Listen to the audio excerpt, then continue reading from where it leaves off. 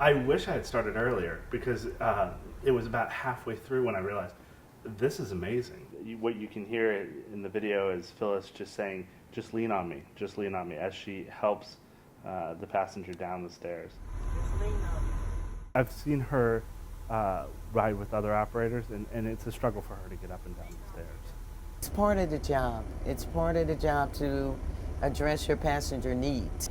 Like, she needs to be helped off the bus. She's a passenger, they come first, and she's elderly. When a lot of things you do from the heart, and a lot of things you do from a professional level. Phyllis is my morning 283 bus driver. She's a real sweetheart. She really cares about what she does and the people that she takes back and forth from work. You know, we look forward to seeing that person, and when they're not here, you're looking for them. It was a beautiful moment.